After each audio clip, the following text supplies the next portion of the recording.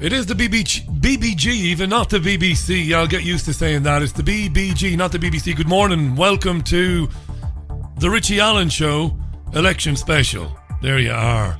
In all its glory. It's about 11 minutes past 11. 11:11. It is on December 13th. Friday the 13th. I'm tired now because I've been up all night. So I'm going to trip over my words here and there. That's what I'm going to do. I'm going to stutter a bit. I'll have to fix my teeth. I've been up all night. I've only had a couple of hours sleep. So I'm a bit tired, a bit peaked. But there you are. Going to very briefly, I'm not going to be around too long, maybe a half an hour or thereabouts. Have a look at the reaction to the election result from last night. You'll know by now, of course, the Conservative Party's won a landslide. 365 seats or thereabouts. Massive victory for the Conservative Party in defiance of the polling numbers over the last couple of days. But we might briefly talk about that as well. If you're on Twitter and you want to make a contribution by saying something to me, do say something to me on Twitter. I'll be happy to hear from you. Okay then, let's do it. Welcome back to the most listened to independent radio show in Europe. It's your Richie Allen Show.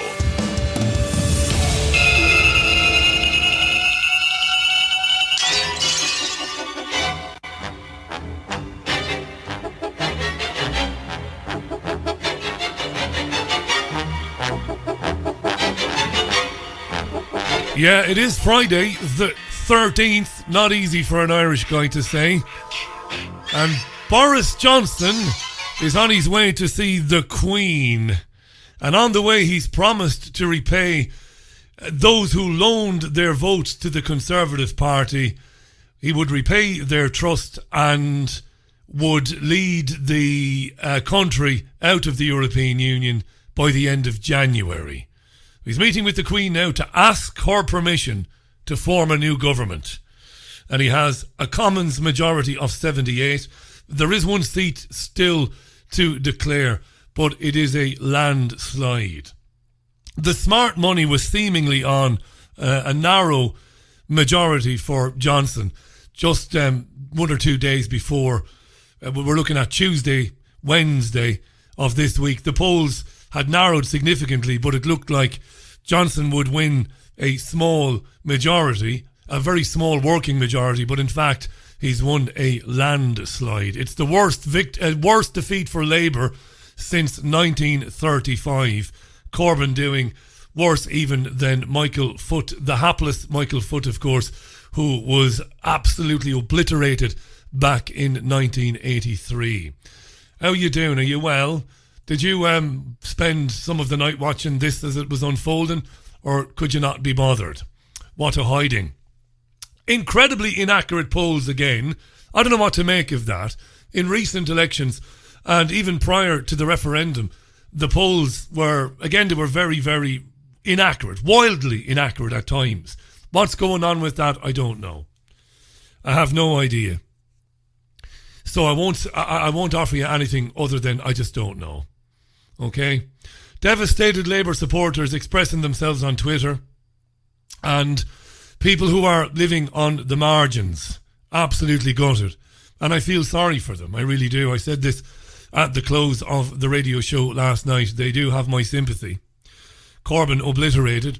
Jo Swinson, this is the woman who said she would cancel Brexit, and amazingly said before the election that she was a credible candidate to be Prime Minister. Swinson lost her seat. And on the bright side, for the Labour diehards, Chuka Umunna, the splitter, Luciana Berger, the fishwife who can't open her mouth without saying anti-Semitism, they're gone. They defected to the Lib Dems, of course. They lost their seats. Couple of brief clips for you. Here's Boris Johnson speaking at his own count in his own constituency. I want to thank the people of this country for turning out to vote in a December election that we didn't want to call, but which I think has turned out to be a historic election that gives us now, in this new government, the chance to respect the democratic will of the British people, to change this country for the better, and to unleash the potential of the entire people of this country. Boris Johnson there. Jeremy Corbyn in Islington, having learned that he had successfully held on to his seat, had this to say. Jeremy Corbyn. I will not lead the party in any future general election campaign. No shit, Paddy. I will discuss with our party to ensure there is a process now of reflection on this result and on the policies that the party will take going forward. And I will lead the party during that period to ensure that discussion takes place and we move on into the future. He's wretched, isn't he, Jeremy? Entitled, arrogant, spoiled. I will lead the party. No, you fucking won't. You'll be gone by Sunday. If not by tomorrow. And you know you will. You'll be gone and that'll be the end of it. And you can go back to the backbenches. We'll talk more about Jeremy Corbyn in a minute. Big night for the SNPs. There can be no doubt now that there must be a second independence referendum, but with the stonking majority enjoyed by Boris Johnson's Conservative Party, it's unlikely in the next 5 years that the Scots will get to vote on independence again. But there's no doubt with the success of the Scottish National Party now having more than 80% of the MPs in Scotland that there is a huge appetite for another independence referendum there. But whether they'll get one or not, well, it's unlikely. In Northern Ireland, it was a big night for nationalists who've won more seats than unionists for the first time. Sinn Féin and SDLP, they now have 9 seats between them, 8 for the Democratic Unionist Party. This election in the UK, the turnout, it's interesting. Yesterday morning we were hearing stories of a huge turnout, weren't we? We were told there was a massive turnout, and that, of course, favours the challenger ordinarily. It's usually bad news for the incumbent when the turnout is huge, but the turnout wasn't huge. It was 67.3%, which is just under 2% less than the election in 2017. So just over 2/3 of those registered to vote did turn out, and 67.3%. I'll get Brexit done now, says Boris Johnson. The impasse will be broken. Now, a couple of things I want to tell you about that, because a number of people have tweeted me saying, you were wrong now, Richie. It's obvious now that Brexit is going to happen. Boris Johnson is a pathological liar. There will be no Brexit. I'll have a trade deal with the European Union by December next year. Johnson has been saying everywhere. He's been saying it on the stump. He's been saying it in television studios. He's been saying it on radio programs. He's been saying it now for months. He's a liar. He will not have a trade deal with the European Union by Christmas of next year. There has been no negotiation, none, in the last 3.5 years on the future relationship between the UK and the European Union. I wish I had a little bell here, because every time I tell you something significant that is true and unimpeachable, I'm going to ring the bell. I don't have a bell, so I'm going to have to make do without one. They have not negotiated in the last 3.5 years on the future relationship between the UK and the EU. They have been fannying around now for 3.5 years on the withdrawal agreement. Yes, the withdrawal agreement is all about terminating the membership of the UK, ending it. And it's about the UK's financial obligations. What do we owe before we leave? It's about the status of European Union citizens living here and UK citizens living in Spain, Portugal, Italy, so on, so on, so on. And it's about the Irish border. That's what the withdrawal agreement, that's what they fucked around for 3.5 years with, a withdrawal agreement. Most people don't understand this because they are terribly misinformed by the woeful, wretched, fucking miserable mainstream media in this country.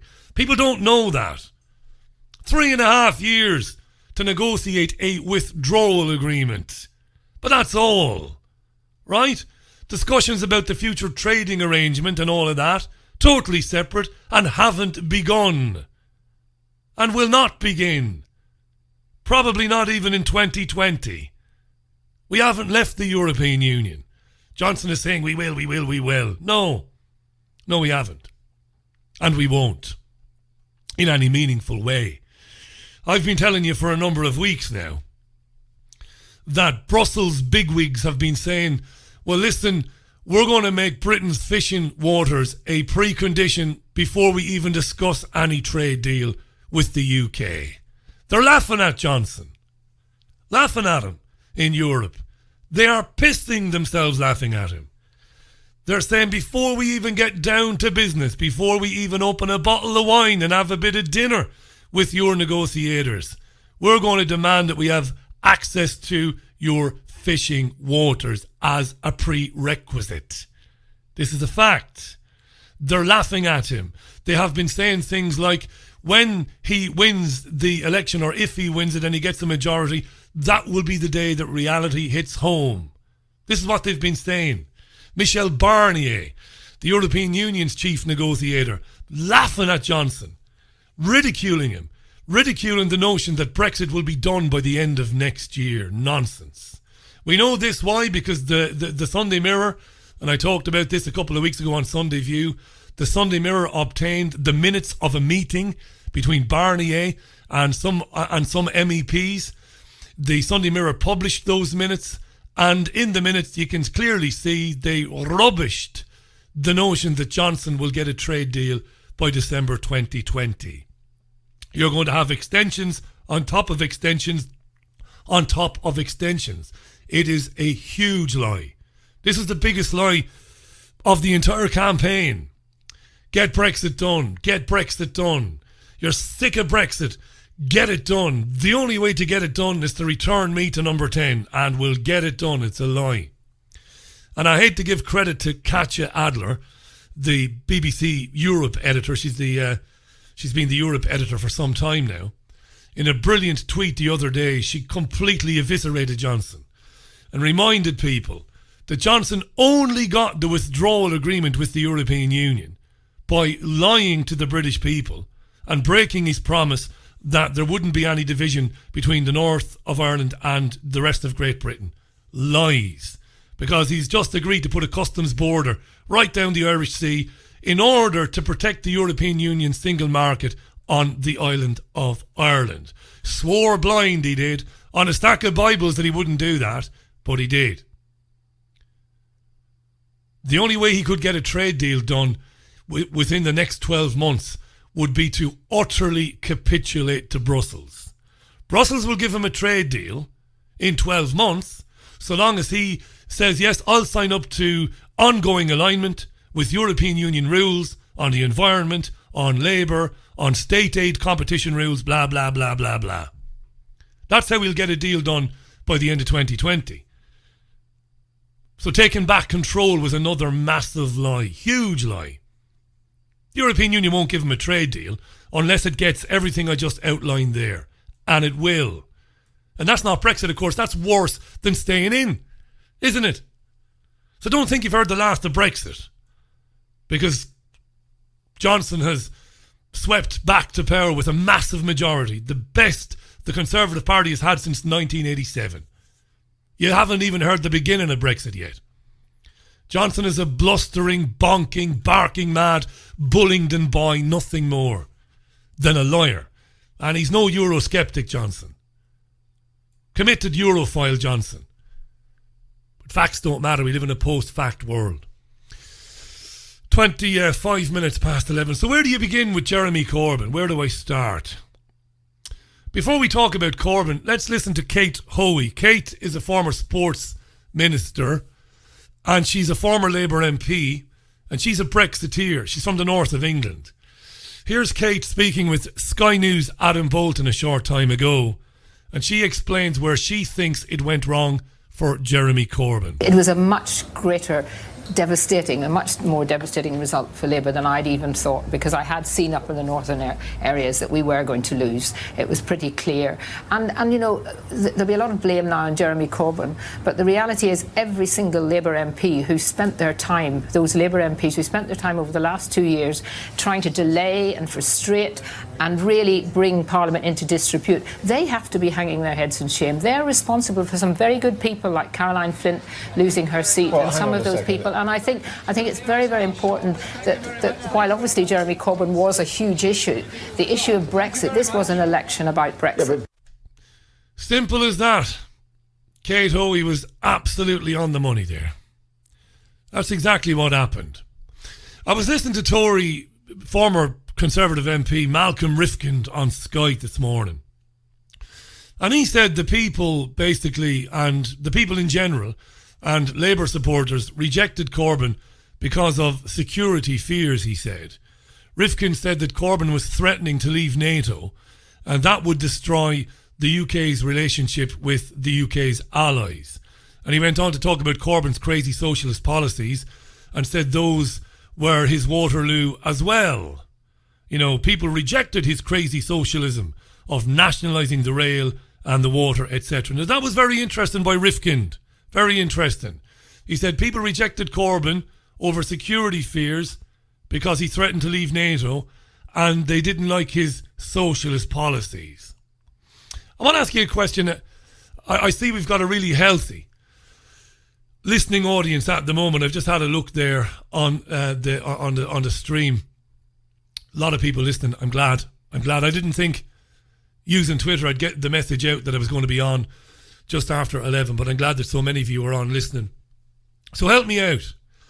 When in the last 3 to 4 years, give me one example. When did Jeremy Corbyn look down a camera lens and speak to the British people, or even look across the dispatch box at Theresa May or Boris Johnson and call them out on arms sales around the world? When? Yeah, he's mumbled once or twice about Yemen in 3.5 years, but that's it. Where was the passion? Where was the truth? Where was the heart? Where was the vitriol, the energy?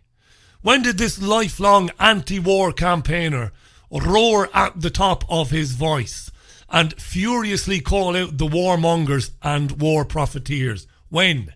When did he do it? When? Never is the answer. When in the last 4 years did Corbyn stand up in Westminster and thunder away at the government about the people of Palestine? When? Never said a fucking word. What did I tell you 4 years ago? I told you that when he eventually left, you would be ruining the day that he ever led the Labour Party. You would be ruining the day that you ever believed him. And you would be saying things like, what a wasted opportunity. He had the spotlight for that period of time when the media couldn't ignore him. And he could talk about real injustice. He could talk about Palestine, about Libya, about Syria, about Afghanistan. Right? Yemen. All the things that he used to drone on about when he attended marches with Stop the War Coalition and when he was a backbencher. You thought it was marvellous. A good friend of mine in Salford fell for it, was delighted when Corbyn was elected. Corbyn was elected by the members of the Labour Party in a landslide because they believed, yes, finally, one of us has gotten to the highest seat in the party. This is it, surely. It's like as if Tony Benn was alive and got to be the leader. Yes, it's going to be amazing. It's going to be transformative. You believed it. And I fucking told you what would happen. And I take no pleasure in it. None of that would happen. He hasn't said a fucking word about anything, only mumbled and sniffed the air disdainfully and looked at journalists like they are shit under his shoes. This entitled multi-millionaire public school educated fuckwit. And you bought it. Oh, we're going to win now. This is it. When has he stood up for anything? I told you would regret when he left, when he was pushed out, when he lost the next election. I said you'll say, oh God, he had that opportunity. It's gone now. I warned you. Brexit, imagine. Imagine a lifelong Eurosceptic. How spineless do you have to fucking be to tell people in 2017, by the way, in the last election, we stand on a platform to honour the result of the referendum. That was Corbyn back in 2017. Skip forward to 2019. What's Corbyn telling people? He says, I'll stay neutral. We'll go and negotiate a different deal with the European Union, and then we'll have a second referendum. A useless, lying, spineless, inveterate, lost with all fucking hands, stupid, cat weasel looking coward. That's all he is. Coward. Gone. Finished. 3.5 years you could have talked about real issues instead of reading stupid fucking letters at PMQs. I have a letter from Paula. I have a letter from Paula. She's on disability benefit. Fuck off. And he sat through interviews, Corbyn.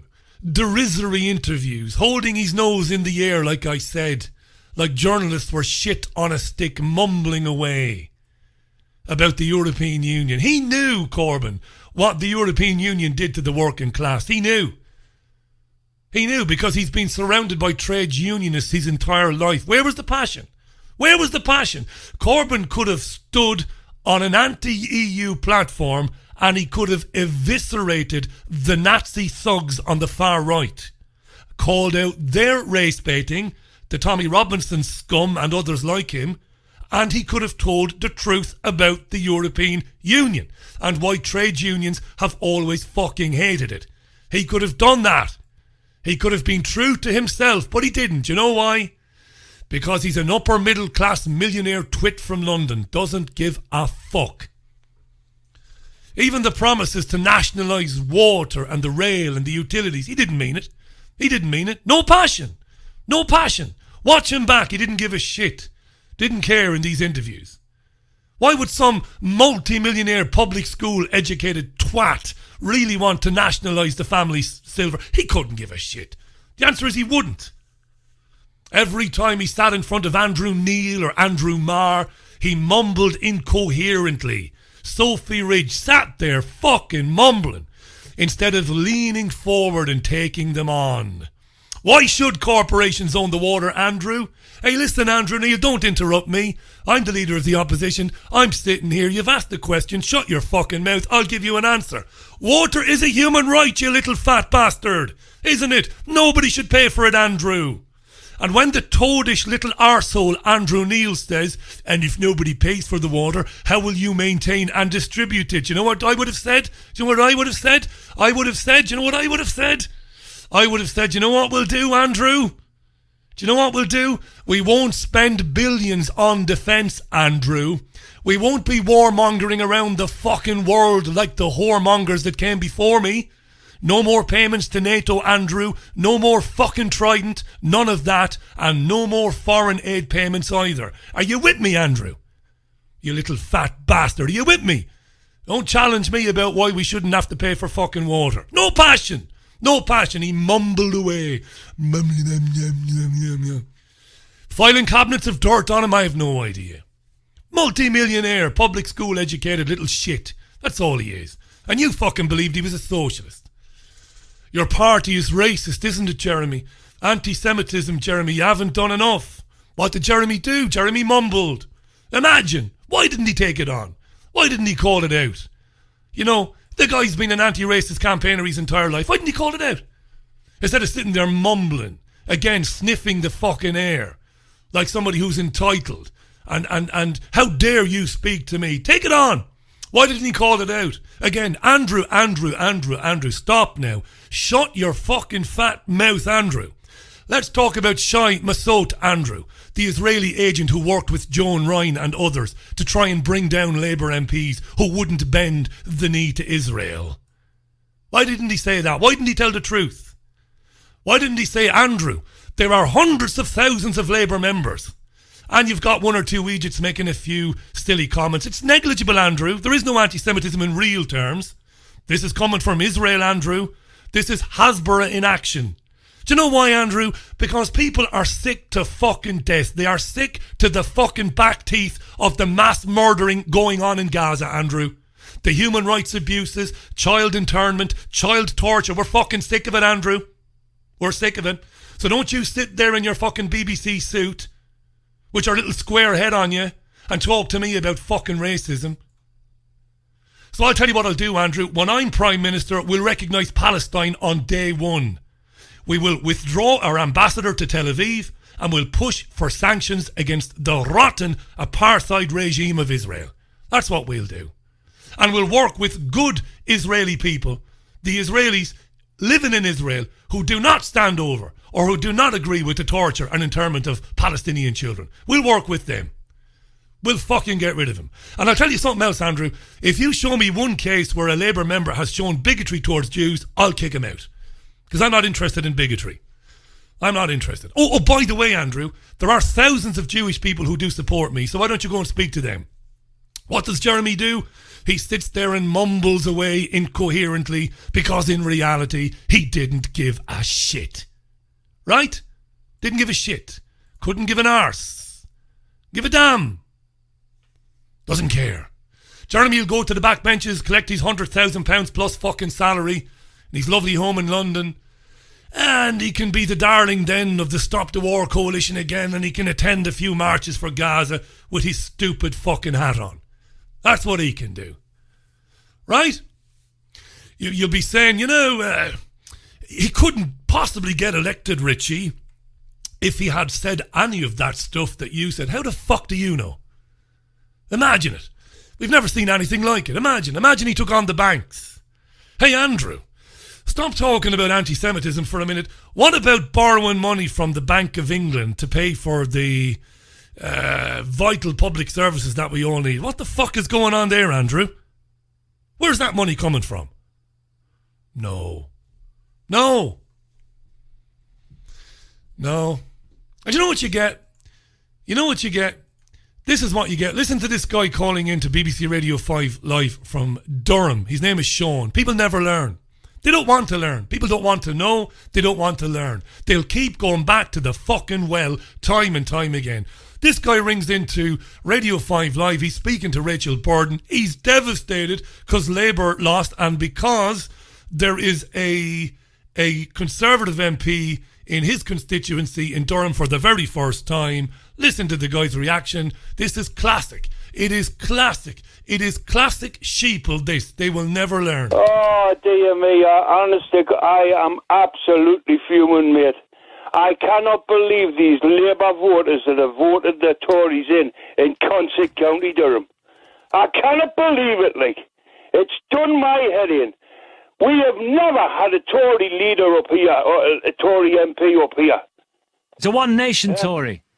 I tell you what, mate, I only hope that America do take the NHS over, and it'll be through the backstabbing Labour voting Brexit. You vote Brexit, you vote Tory. That's what it's been, and that's what it's done. That's what this country's come to. The NHS is knackered, everything's knackered. The disabled people's knackered, everything's knackered. Yeah. That's it. And that's what you'll have across the country. Nobody will look at the actual system itself and how the system operates. They won't have a hard look at themselves in the mirror. Say, maybe I'm wrong. Maybe it's me that's wrong. Maybe it's not the people who voted for the Conservative Party. Maybe it's not everybody else. Maybe it's me. Maybe I keep going to the well every 5 years. Maybe I need to look at myself and understand that voting in a general election is the same as that famous meme as being shown two doors, each one leading into the slaughterhouse. You see the meme? You know the one I'm talking about? The sheep or the cattle, left or right. It doesn't fucking matter. Crazy. Corbyn is gone. Michael Gove this morning, the Chancellor of the Duchy of Lancaster, at least he was, maybe he will be again when Johnson has a cabinet reshuffle. Gove this morning at a victory party couldn't resist having a dig at Jeremy Corbyn. He says, this is Michael Gove talking, I don't have the audio. I also want to say something to a very special group of British people, our Jewish friends and neighbours. You have had to live in fear for months now, concerned that we would have a Prime Minister who trafficked in anti-Jewish rhetoric and embraced anti-Jewish terrorists. Triumphalism in the extreme from Michael Gove. And Nick Ferrari presents a radio show for LBC Radio. Right? He had a phone call this morning from Rachel Riley. She's a woman who says she's Jewish, right? Born into a Jewish family. She's Jewish, she says she is. A blonde woman who is a quiz show co-host here in the UK. Rachel Riley screams a lot about anti-Semitism on Twitter. She phoned into Nick Ferrari this morning on LBC. Here it is. Well, it's really difficult to take morning, Nick. I mean, that's the problem when you have racism in your party. And as you mentioned, the EHRC is extremely significant. And it's taken, possibly a year and a half to get through the weight of evidence that they have because it's such a significant problem. And, traditionally, Labour prides itself on its anti-racist badge. And if you can't rely on that party, then that's the problem that the country's faced. We've had no opposition in terms of politics, in terms of credible opposition, and there's no opposition in terms of the far right because you can't listen to people who encourage the kind of extremism that they have encouraged. And I understand a lot of the public won't, they think it's, right, possibly right-wing smears or it's not real, but I've seen this firsthand. I've had to have the police around to my house. I've had to increase my security. I've had death threats from these people that John McDonnell props up. So no, personally, I can't take any criticism of. It's absolutely outrageous that the presenter Nick Ferrari doesn't stop her there when she libels John McDonnell. My house, I've had to increase my security. I've had death threats from these people that John McDonnell props up. She said she's had death threats from people that John McDonnell props up. And he doesn't challenge that. That's libelous. In the extreme, it's very unlikely John McDonnell is going to sue this woman, but it's libelous. John McDonnell has done everything that anybody could possibly do, tragically, running away from the accusations of anti-Semitism to acquiesce to the Zionist lobby and apologise profusely for some tweets made by some Labour members in Outer Mongolia. He's absolutely bent the knee, John McDonnell, and she says that he's propping up people who send her death threats, and Nick Ferrari just sits there. Dreadful, huh? So no. Personally, I can't take any criticism of extremism from somebody like that. What you'll get now from the presenter Nick Ferrari is a little bit of virtue signalling to the Zionist lobby. Yeah. Rachel, let me ask you this, and I've had the pleasure and the privilege of working at Jewish events with you in the past, and I've had the pleasure and the privilege of working with you at Jewish events in the past. Pull your tongue out of her arsehole, Nick, there, eh? You're supposed to be a journalist, man. Do your job. Ask some questions. Ask her to repeat what she said about John McDonnell and challenge her. Any criticism of extremism from somebody like that. Rachel, let me ask you this, and I've had the pleasure and the privilege of working at Jewish events with you in the past, and we've had a really good time with some lovely people. Yeah. Do you think... Oh, you're lovely. The anti-Semitism issue is obviously going to play in a city such as London or in Manchester or parts of Glasgow where there are a high number of Jewish people. Do you think actually it's played right across the country where people may not even know any Jewish people? It just speaks to the state of the Labour Party. It has. I mean, yesterday when I saw the first exit poll, I'll be perfectly honest, I burst into floods of tears and I couldn't control the emotion because it's been the hardest year. And I think I speak for a large number of Jews when I say it's just terrible. She doesn't speak for a large number of Jews. She's a liar. She doesn't speak for Jews. She speaks for the Jewish Chronicle. a worthless piece of shit masquerading as a newspaper. She speaks for the campaign against anti-Semitism. A bunch of fucking morons who've got very little support. Tens of thousands of Jews voted Labour. Tens of thousands of Jews campaigned vociferously on social media against the anti-Semitism allegations, but the media chose to ignore them.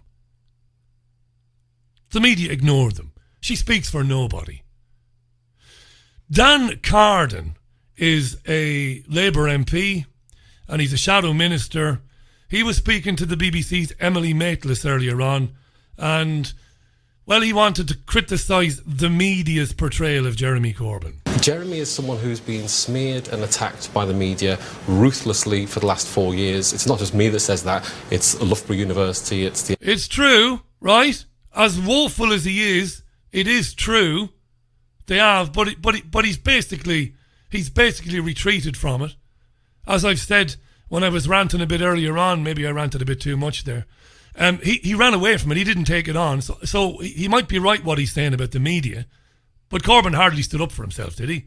Here's let's hear this from the top again. Jeremy is someone who's been smeared and attacked by the media ruthlessly for the last 4 years. It's not just me that says that. It's Loughborough University, it's the LSE, it's others. When they look at the media coverage of Jeremy, and you think it's a media problem, do you? I'm just saying there's actually reports and educational documents into this, and the bias against the Labour Party and Jeremy is clear. Everyone who stands faces scrutiny, and I think Tony Blair would probably say he was smeared and attacked by the media when he was Prime Minister, and he still got 3 terms in office. In those marginal seats, there were letters after letters attacking Jeremy Corbyn's in every way possible. You know, I don't think we've ever seen a leader of a political party attacked in such a way that Jeremy Corbyn has put up with even for the today, last 4 years. He hasn't said, I'm going, I recognise that I'm the root cause of the problem, I've got to allow Labour to move on. Would you like him to go straight away and allow you to choose a new leader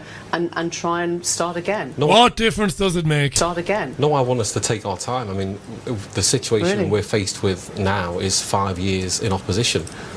We need to reflect. I'm keen that it could be 10 to be honest, on the majority of that size. Many of these lessons, but let's not lay this just at Jeremy Corbyn's door. Yeah, I'm going to go now. What depresses me is the gut feeling that nothing will change in people. People won't, for whatever reason, and I'm sure the reasons are legion. There are legions of reasons. They won't come to the conclusion that it doesn't matter which political party, which man or woman they vote for locally. They are signing a contract that is in complicity with their own enslavement. It doesn't matter. They will be fooled again and again and again and again. And they don't have the capability of self-analysis, self-reflection. What's going on here? Why does it not matter which of them gets in? Why does it always get worse and worse and worse? They don't have it in them. As I said, the answers probably are legion. No election result is ever going to make life better for ordinary men and women like you and me. It never is. It is not set up to do that. It is set up, democracy, and we live in a constitutional monarchy. It is set up to preserve the status quo. Those who control the purse strings, the bankers and the financiers, don't give a jot of a fuck whether it's Corbyn or Johnson or Jess Phillips or fucking Luciana Berger. They don't care. It doesn't matter. Because nothing moves without getting permission from central banks. Nothing. People who create money out of thin air and then loan it to you at interest. So they don't care who wins and who loses. It's all a fucking puppet show. That's all it is. Kings and queens came together several centuries ago And they got together, those kings and queens, with the biggest financial institutions in the world. And they said, we fear that the people are going to cotton on to what we've been doing to them since the year fucking zero. What will we do about that? I know. Let's give them something we've invented called democracy. Let them wallow in the fucking delusion that they are the masters of their own destiny. Every couple of years we'll give them some candidates to vote for, and they will think then that they are in charge. How fucking wonderful. We'll sit back and not give a shit who they elect, because ultimately all the money keeps coming our way, and all the land and everything else that's of any value. That's how it goes, you see. Not conspiracy theory, not conjecture, not the mindless ravings of a crazy bald Irishman. No, that's the truth. That's how it goes. That is the truth. He who controls the purse strings controls the world. They don't care. Wouldn't have even looked. Oppenheimer, Warburg, Rothschild, JP Morgan Chase, Deutsche Bank. They wouldn't even fucking look. They wouldn't have even looked last night to see how the exit poll went. Don't give a shit. Why would they? Doesn't matter. Right? You've got me sympathy for another 24 hours. Those of you that got fooled again and believed in Jeremy Corbyn. But after that, you're going to have to wake up. You know? Salvation doesn't lie in a ballot box. Salvation comes in understanding that you're a slave, that you are a prisoner of a financial system, of a death cult that has convinced you that you, as I said just a minute ago, not to repeat myself, are the master of your own destiny because you get to exercise your franchise and go and choose from some candidates that are owned by the masters, lock, stock and fucking barrel. That is how it is. And I'm out of here now. I'll see you on Sunday for the Sunday View programme. I'm a bit bollocks now. I've been up all night, as you can hear in my voice probably. Enjoy your weekend. If you were dependent on Corbyn, don't be too despondent. It wouldn't have made any difference. Here's a bit of Bob Marley, and then the player will go silent for a bit before I put some stuff in there. And as I said, Sunday View, Sunday morning at 11 o'clock UK time. Sorry for screaming in your ears there, but some things have to be said, you know.